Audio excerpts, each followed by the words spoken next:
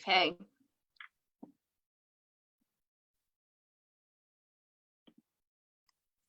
All right, and I think we are now live on Facebook. Awesome. All right, so my name is Zach Sparrow. I work with Keller Williams in Napa Valley and Solano County. I'm a top producing realtor here. And I'm with Jessica Magnani. Is that right? Hi, I'm Jessica Magnani. I am owner of Magnani Law Firm. I specialize in estate planning and serve clients throughout the Bay Area. Awesome. Yeah, so we are here to discuss what's in our current climate at the moment. So we are predicting, or I guess the government is predicting about 100,000 deaths just in the United States alone with the coronavirus. This should happen by August, they're saying, and that's based off predictions, right? So hopefully that doesn't happen. I'm praying it won't. But if it does happen, I think there's going to be a large portion of people that have a huge transfer of wealth. And it's going to be a really trying time, because I can imagine that if some of these people do not have a will or trust in place, it could bog down the government systems on how they transfer this to the heirs long term. So I'm here with her, and I want to kind of get straight into it. Jessica, tell me about your background. Sure. So I'm licensed to practice law in Massachusetts since 2012, and I moved to California and started my own firm in January of 2015. And I specialize in estate planning. So I work with families, couples, individuals to help them put an estate plan in place that protects you and your loved ones during both death and incapacity. A lot of people don't really understand exactly what an estate plan is. Essentially, it's really a set of documents that work together. So you're either going to have a will or a trust as the main component of your plan. Then you have two documents that address incapacity. So a financial power of attorney, as well as your healthcare directives. And then for parents with minor children, you also have guardian nomination documents. Okay, so I guess the next question is, a lot of people are going to wonder, well, let's just say this. I have a will, but I don't have a trust. I have a trust, but I don't have a will. I put my home in a trust. I've had people do this. I put my home in a trust at the county, but they don't even have a trust document attached to it, or like don't know exactly what they're doing. So I guess the question is, what is the difference between a will and a trust? Sure. So a will is really meant for people that don't own real property, perhaps don't have minor children, and don't have significant assets. The benefit of a will is you're naming your family members and the individuals that you want to inherit what assets you do have. Unfortunately, a will is also going to go through the court process known as probate. A lot of people don't realize that. A will still will go through the probate process, and we can talk more about probate later. And that's really the benefit of having a trust-based plan. A trust is private. It's not open to the public. Your family doesn't have to go through the court system. For most people, especially in California, your biggest asset is your home. And you want your home in a living trust because that's the only way to prevent it from going through probate, number one. And two, if you have minor children, they can't inherit money legally until they're 18, or any assets for that matter. So if you have a trust, then you can spell out at what ages you would like your children to inherit their assets if anything happens to both parents. Excuse me. Okay, so I'm just gonna, because you just talked real fast, homegirl, so I just got to make sure I explain this to everybody. All right, so trust is for people that do have real property. If you have real estate, if you own a home or own any type of land or anything, you should probably have a trust. If you have a will, it's even if you have a will set up, if your properties aren't in a trust, it's still going to go through the probate process. Do you think the probate process is going to be able to handle the influx that's going to happen here? That's a great question. Probate looks different, excuse me, in every state. Specifically in California, our court systems are so backed up, you're looking at 12 to 18 months. So just think, while you're grieving the loss of a family member, now you're fighting through the court system to get your family's assets back into the family name. Sorry, I have a frog in my throat all of a sudden. It's okay. Don't worry. That's why we're live, just to see what would happen if you have a frog in your throat. And most importantly, a lot of people don't realize probate's really expensive. In California, between hiring attorneys and the court costs, it's 5% of the gross value of all your assets. So just take a home, a $600,000 home in California is pretty reasonable. 5% of that, your estate's looking at paying $30,000 just to get your house through the probate process back into the hands of your family. Oh my gosh. Yeah. So, I mean, I think that's a great understanding or something to really think about. If you're not going to put your stuff in a trust and it goes through the probate process, it's going to cost your family a lot. And then just imagine what happens with, like, say you have a mortgage payment, right? And the person passes away Sure. who had that mortgage. And now it takes 18 months for that to be figured out. I guess, does the mortgage rack up late fees? Like, how does that work? As far as paying bills and the like, that's the benefit of having a trust, because we spell out what assets you have. You know, you're specifically asking a question to the mortgage, which we'll get back to, but think about all the assets you may have. Who knows what credit cards you have, what bank accounts, 401k, health insurance, or life insurance rather. Nobody knows what you have. So unless you have that all spelled out in a plan, your family members aren't going to be able to actually inherit your assets. And so if it's just a will that doesn't specify everything that you own, that's going to go directly to the state of California. And right now we have 9 billion in unclaimed property simply because of all the people that pass away without a plan in place and their families don't know what they have, if that makes sense. Specifically, which the mortgage payments, a lot of people think that if, you know, my mom passes away and her house is there, I can just not pay the mortgage, but we can still keep living in that house. You absolutely can't do that. You have to do a date of valuation, right, at the date of death to get that appraisal. And you have to keep up with the payments, or conversely, you know, sell the house, which is what you want to immediately do after a few steps have been taken. Okay. So I'm guessing that most of the time you don't just write wills, but you also write the trust. Is that correct? Correct. I more often than not create trust-based plans for individuals. And again, Okay. because in California, we have the house, which is our biggest asset, and conversely, the minor children. So what if so I know this for a fact because I'm sure you probably know this too, but like literally I think probably 65% of my older family members all have like a will in the bottom drawer of their nightstand that they printed off of like LegalZoom or something, and they all share it with each other because they like printed off the blank version and then like shared it, and it might be even 10 years old at this point. First of all, I guess the first question is, do you think that LegalZoom document is going to do people any good? And second, and maybe I shouldn't even say LegalZoom, whatever legal site you're going on to, is that going to do you any good? And then the second question is, do trusts ever go out of date? Like if I did one 15 years ago, will they go out of date? Yeah, both are great questions.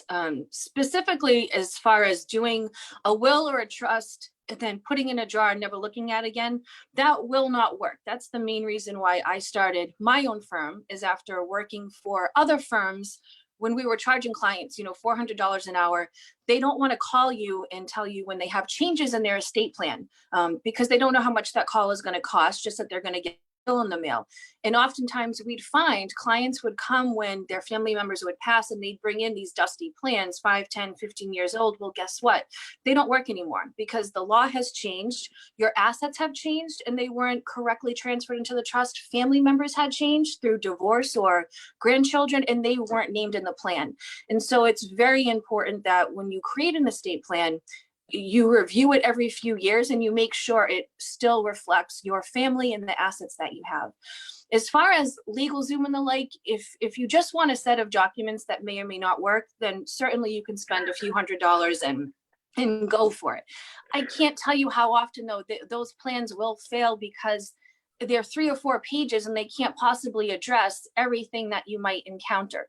For example, when you have a durable power of attorney, we're always updating the law. We're adding new clauses to address dementia. In California, to address Medi-Cal, give your power of attorney the ability to apply for Medi-Cal for you. You know, perhaps create an irrevocable trust when you need to give away some assets to qualify for Medi-Cal and the like. And those plans that you're going to get online aren't going to be comprehensive enough to protect your family when you actually need the documents to work for you. As far as a trust legally doesn't go out of place. A revocable trust is essentially a set of instructions. And really what you're doing is there's three people involved in a trust. You're the grantor, you're putting your assets into this trust. You're the trustee managing the assets, and it's for the benefit of the beneficiary. And during your lifetime, you're all three. A trust sounds very scary and complicated, but it's really just meant to be a set of instructions where you're telling your family members, this is what I have, and they don't need to know about it until, or look at it rather, until after your death and when you're incapacitated. But you're really identifying, these are my assets, this is who I want them to go to. And within the trust, there are powers of attorney as well for your trustees, so they can take all the actions necessary to manage the assets for your benefit. Got it. Okay. So quick question. Obviously, or let me just go out this on a limb. Everyone that's on Facebook right now, if you have a question, go ahead and chat it in. And I will ask her at the end all of your questions and try to get answers for you. But I guess this is a good segue to, I know that you came and spoke with the Realtor Association. That's how I met you. I never even came up to her, by the way. I should have at the end of the meeting, but I was, before the Corona, I was always in a rush. Now I have nothing but time. So anyways, I reached out to Jessica recently for one of my clients, but I guess what is your, I know you had different packages laid out, which I loved because some of your packages allowed the person to do all the legwork and come back to you with all their stuff in order, so that you could actually do your job, which I think is really beneficial. So what, if someone were to like start today and trying to put their property into a trust or get that set up, how much would that cost? Sure. No, great question. So in my practice, I don't charge by the hour. I offer packages that are flat fees to promote that ongoing communication with my clients throughout their lifetime. So once we engage for a will or a trust or whatever your estate plan, we can talk as often as you'd like, text message, emails, and you never have to worry about getting another bill in the mail. The way that I personally work is I'll email people that are interested in estate planning my questionnaire, asks a little bit more information about them as individuals, what assets do they have, who are their family members, and then we schedule our first meeting that's called our family wealth planning session. It's about an hour to an hour and a half, and that's really for the client's benefit. My whole objective is to educate clients on, hey, this is what your life looks like with your family and your assets. Well, what would happen if anything were to happen to you today without a plan in place? What would probate look for your family? And usually in having that conversation, clients identify some important things they'd like to have in their estate plan. And then they choose the plan that works best for them, well, whether it's a will-based plan or a living trust-based plan.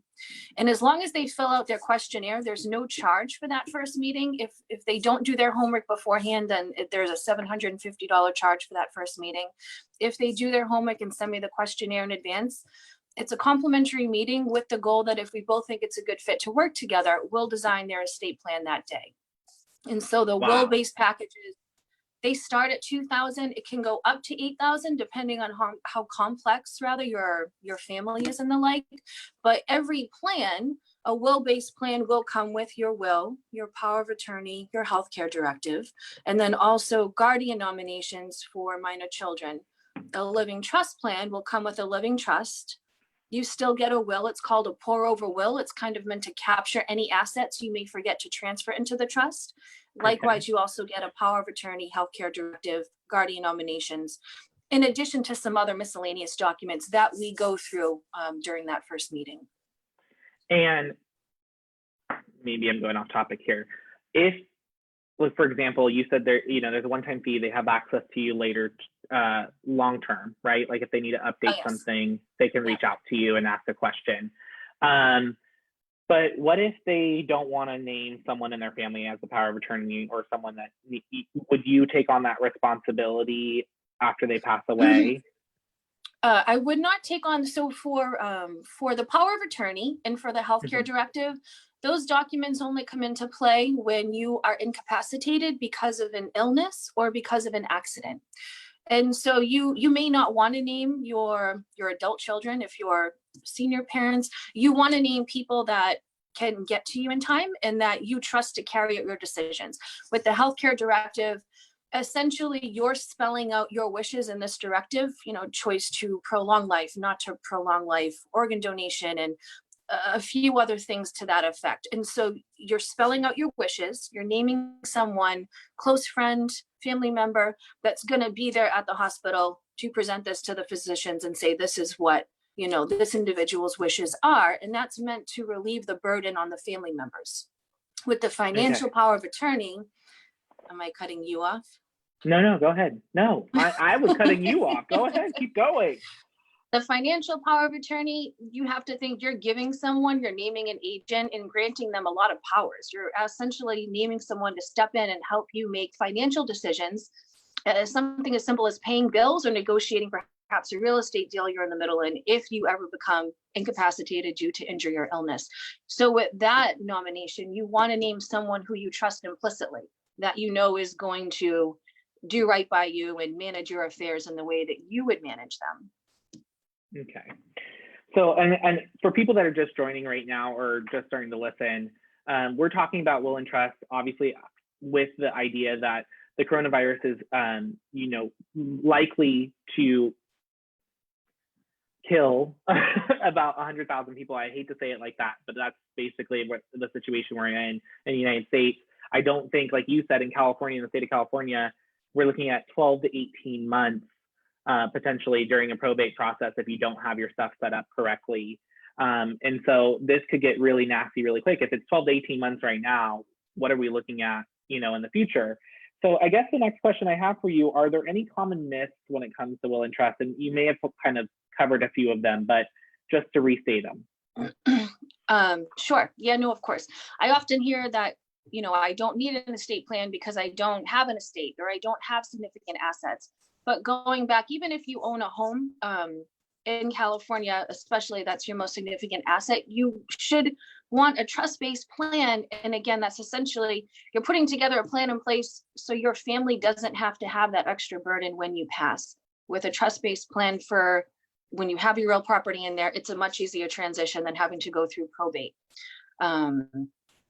Also, it goes back to saying, if you don't think you have any assets, well, you still have some jewelry, you have retirement accounts. Who knows which of your family members know what retirement accounts you have, what your social security is, what life insurance you have, what are even your checking or banking accounts.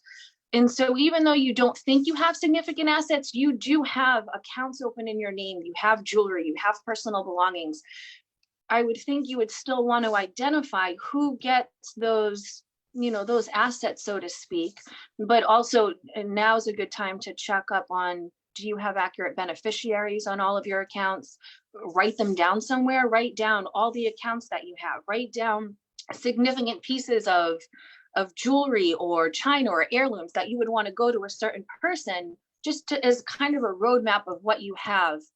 And so going back to your point, a lot of people think they don't have an estate, they don't need an estate planning. Everyone needs some plan in place. It's meant to protect them as individuals when they get incapacitated. And you're also giving a gift to your family by putting documents in place so they don't have to, try to gather everything and figure out what you had while they're grieving your death. Yeah, so just to kind of give some light to this, my mom, if you're watching, she probably is. My mom loves me, so she's probably watching. If she's not watching, I don't know if she loves me. But she literally, okay, so I was at her house, I don't know, a week ago. I know shelter and home, but she didn't have any toilet paper. So I brought her some toilet paper, and she's like, Zach, I need to go over my trust with you and will. And this is what kind of brought up the conversation too, was like, she pops open this binder that's probably like 10 years old. Right. And we're going through it and half of it's not filled out. She has one bank account on there. And I was like, Mom, I know for a fact you have 401ks, you have 401ks from different employers, which probably means they're at different banks, right?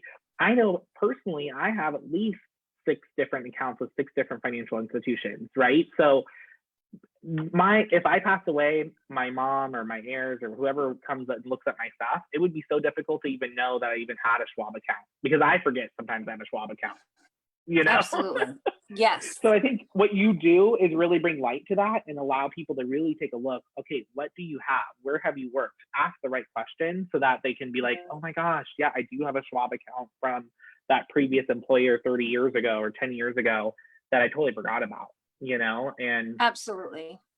And is that part of the, I mean, a lot of the stuff that's forgot about, is that what you're talking about, like the $9 billion in assets that people haven't claimed? Yes, absolutely. And that's part of the estate planning process. When I work with clients, we put together a binder that's going to have all your documents. One of those documents is an inventory, so to speak, of all of your accounts as well as your assets, so that if anything happens to you, someone can look at the binder and see where all your accounts are. And yes, that 9 billion for the state of California is when people pass, nobody claims the property because they didn't know what their family member had, so it goes to the state. I think across the United States, it's somewhere between 50 billion and up. Specifically in California, we're at 9 billion.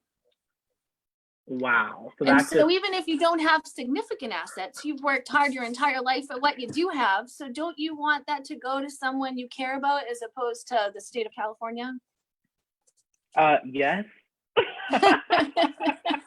Yeah, I mean, I pay so much taxes in the state of California that if they get one more dime out of my estate, I will lose my mind.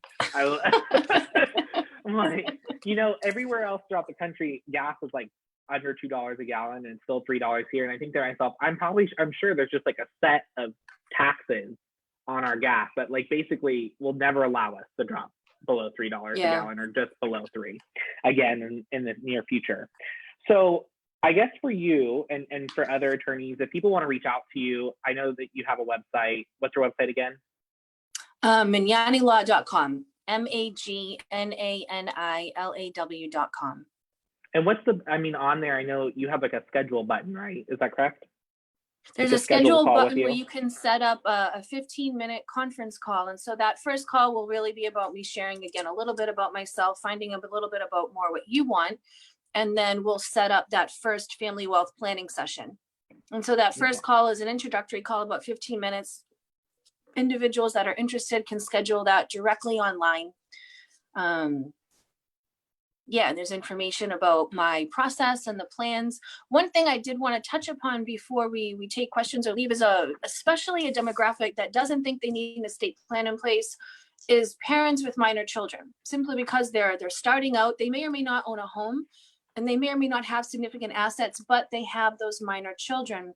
And I wanted to identify that, number one, you definitely want guardian nominations in place.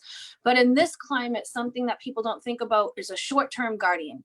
So if anything ever happened to you and your spouse, not even if you were deceased from an accident, but say one spouse is traveling, one spouse is home, but they're working late, and they don't get home in time, the babysitter panics, calls the police.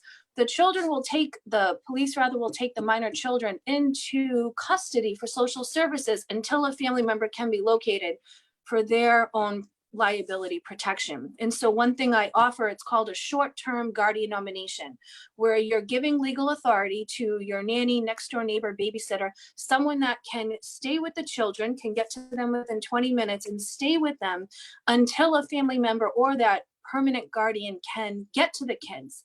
And especially now with the shelter in place and the travel restrictions, that one document is more important than ever. Okay. That was like so much knowledge in such a short amount of time. I hope people are understanding just the value that you're offering here to help them get everything in order. I mean, with the current shelter at home place, and maybe more people are at home thinking about this now because they actually have time to think about it, like me. Do you feel like the coronavirus is affecting your guys' work? Are you working from home? How are you conducting business and continuing to try to help people through this? Yeah, great question. I think more attorneys like myself are switching to a virtual, environment. And so for me personally, and I know other attorneys are doing this as well, that first meeting, instead of meeting face to face, we will do it through Zoom. And I'll have a whiteboard. Zoom has a whiteboard so we can draw out your plan and help visually identify it. Typically with me, it's a 3-meeting step. So our first meeting is the family wealth planning session. 4 weeks later, we get together to sign your documents. That's the one challenge in California. We don't have laws in effect where we can do remote notarizations. And so for clients, for that second meeting, we will have a Zoom meeting. I'll mail you your documents beforehand. We'll go over them face to face through the Zoom call. But then unfortunately, clients are going to have a mobile notary come to their home, place of business, what have you, or you can go into your bank that has a notary and have the documents notarized there. But that second step will be having a face-to-face process, practicing social distancing, having those documents notarized. Awesome. Okay. So question this is from Lonnie, and you guys that are, again, joining us live right now, go ahead and submit some of your questions regarding trust, will, estate. If you're just joining now, we'll still follow up and answer some of the questions. But here is one of them. It says, do all assets go into a trust? No, great question. With a living revocable trust, your checking accounts, your savings accounts, your investment accounts, you would like to move those into the trust along with real property. Your life insurance policies and your retirement plans, those stay outside of the trust. For parents with minor children, you want to name each spouse, I'm assuming, as the primary beneficiary. You don't want to name minor children as the secondary beneficiary simply because they can't inherit money. So God forbid anything happens to both parents, then if they're named a minor beneficiary, that's getting pulled into the court system. And that's the benefit of having a trust. We always name the trust as that secondary beneficiary for life insurance and retirement accounts until the children reach an age where you can actually put them down as a secondary beneficiary. Okay. Let's see here if I have any other questions. One moment.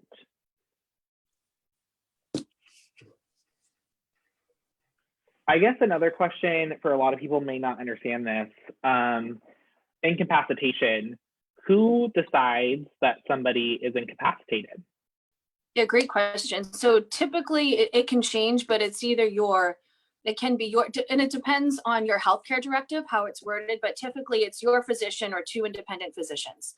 Incapacity is a very strong threshold. So even if you can't verbally communicate, if you can blink your eyes, yes or no, raise your hand, something to that effect, you still can be deemed as having capacity. Another question, and I think this probably actually came from somewhere on Netflix recently. There was like Guardian Inc. was on money crimes or something like that. Like people that took guardianship of other people and basically like sold their assets and made a bunch of money off of them. People that weren't their family members. Is that something that's happening here in California, or does California have a law to prevent that from happening? No, that's a great question. And that kind of goes back to that durable power of attorney where I mentioned you're giving someone so much power. You want to make sure it's someone that you trust to make the right decisions for you. Anytime you're giving someone power, financial power of attorney, or even if you have a trust and you get sick and you become incapacitated, likewise, that successor trustee steps in and manages all the assets you have inside of your trust.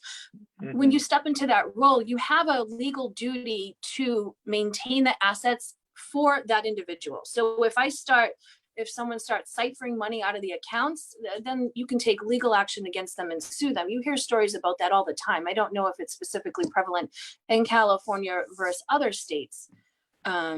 But that's why it's important to trust the people you name in your plan and then keep reviewing it every few years. Because like if you have a plan 5-10 years old, you may not communicate with the people that you named in your plan any longer. Yeah. So like I know in my mom's plan, my brother is the power of attorney. I'm stoked about it because like I know it's a lot of work. I think people forget. My mom goes, "Do you want to be it?" And I was like, "Yeah, no, I'm good." I'm like, I'm like, Dustin can handle that. She's gonna be mad if she's gonna be mad I said that. But I always tell Dustin, I'm like, "You're in charge of mom. I'm in charge of dad." And like my mom is hilarious. So he has his work cut out for her or for him. But anyways, what I was gonna say with all of that is that we really need to be careful about your power of attorney, and like you said, reassess it every couple of years. Like I'm sure my mom now owns cars that she didn't own 10 years ago, right? She owns like right. All these other assets that have nowhere necessarily that they're going to go. If those assets aren't named, for example, with her stuff, she had one account listed and there's, probably 6 or 7 accounts. Does the power of attorney, like if it's not named in the trust, does that mean that like the power of attorney has nothing to do with it? All those other assets are going to go into probate? When you create a trust, I think so. Let me try to answer your question and you let me know. Okay. When you have assets that aren't in a trust, if you're able to name a pay on death beneficiary so that it goes to someone, then those accounts won't go through probate, so to speak. So if you forget to transfer checking, saving, investment accounts into the trust, but it does have a pay on death beneficiary, someone that is still currently living, those accounts will go to that beneficiary and avoid probate. With a trust, we also draft a document called a personal property memorandum that says your vehicles, your boats, anything inside of your house, all your personal belongings, jewelry, art, furniture, and the like, those all go into the trust so they don't have to be evaluated after your death and go through the probate process.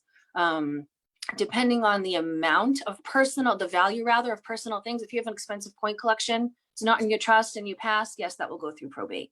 There's a certain threshold that you can get by without having anything go through probate. But unless you have a pay on death beneficiary, then yes, those accounts will go through probate if they're not named in the trust. And then you have to think of, again, it goes back to how am I going to know what accounts you do have? If I don't know what I'm looking for, then again, those are going to get lost to the state. Wow. I obviously as a realtor, we're not allowed to tell people how they're supposed to take title or what to do with their assets. And it's really hard sometimes because I would say probably 95% of my clients do not have their homes into a trust at the moment. So for all my clients that are watching, I really want you to use her as a resource and really pay attention to what was said here and share it with your friends and family members right now. We will put in the comments below her contact information, her website. If you have anything you need from me or you want to get a hold of me to get a hold of her, I will do that gladly. I have the time to do so right now. So reach out to me. Do you have any last and final thoughts for us? I would say, if nothing else, use this time at home to kind of make that personal roadmap. Just identify what assets you do have. Are there certain family memorabilia you want to go to a certain family member, niece, cousin, something specific to your daughter. Take this time to check all of your accounts, checking, savings, investment, life insurance. Who are your beneficiaries on those accounts? Do you have beneficiaries named? Make sure if you have minor children, that's not what you want, then you may want to consider a trust. But I would say at least use this time to get a little bit more organized than you were before. And then once you have that information, share that with your family. Oh my gosh. Okay. So one last question, and I'm going to end the call, and I'm so sorry to take up so much of your time. But if the attorney that provided or created the trust has passed away, is that document still living? Yes, just because the attorney passes away doesn't mean that the documents are no longer valid. You do still want to check that plan so you don't get to that 5, 10, 15-year mark where you never make any changes.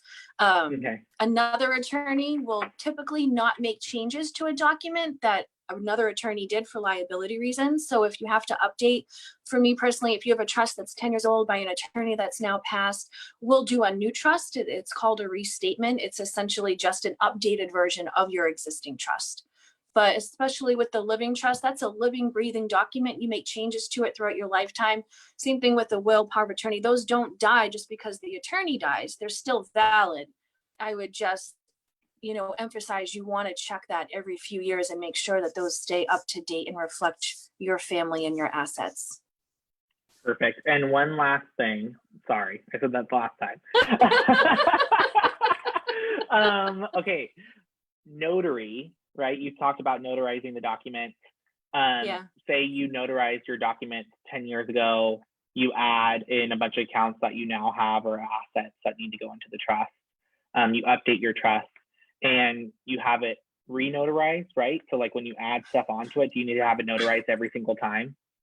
No, great question. So if you transfer accounts into your trust, and think of it, transferring accounts into your trust simply means instead of it being owned in my name as an individual, Jessica Magnani, I'll transfer it so it's now owned as the Jessica Magnani Living Revocable Trust.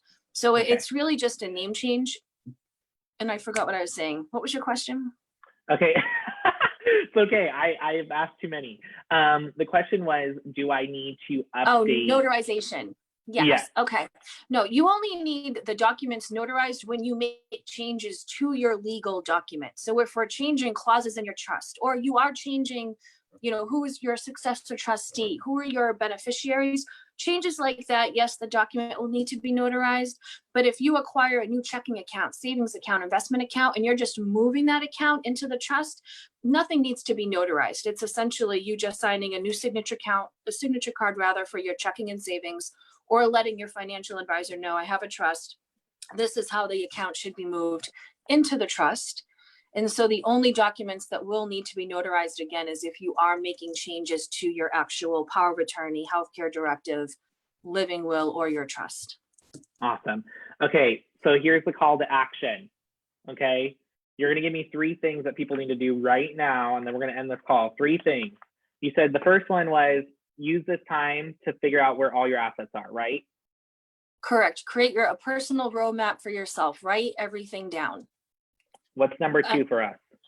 Number 2, I would say is certainly check all of your accounts, check your beneficiary designations, make sure that you actually have beneficiaries on your accounts. Number 3, first, is check especially healthcare directives right now because of the current climate that we're in, and also check your parents. Make sure that you at least have healthcare directives in place and powers of attorney in place to identify that incapacity, not only for yourself, but for your senior parents who often let that go neglected. And so I would say those 3 things: make sure you have the right people named for healthcare directives and power of attorney for you and your parents. Check all of your accounts, make sure that beneficiaries are on there and that they're accurate. And then, yes, use this time just to get organized. Write down, even if it's on an Excel spreadsheet, everything that you have, all your accounts, even credit cards, debt. Just make a list of everything that you have in your name. Oh my gosh. Thank you so much. That was Thank you, Zach. I think the most valuable video I've done so far. I truly appreciate it. I hope that none of my other guests feel upset. But so far, I mean, you've been added so much value to people's lives just in this video. Thank you again. Thank you, Zach. I appreciate it. You're welcome. And we're going to put all your contact information in the bottom, and I will talk to you soon. Okay. Thank you, everyone. Bye. Bye. Bye.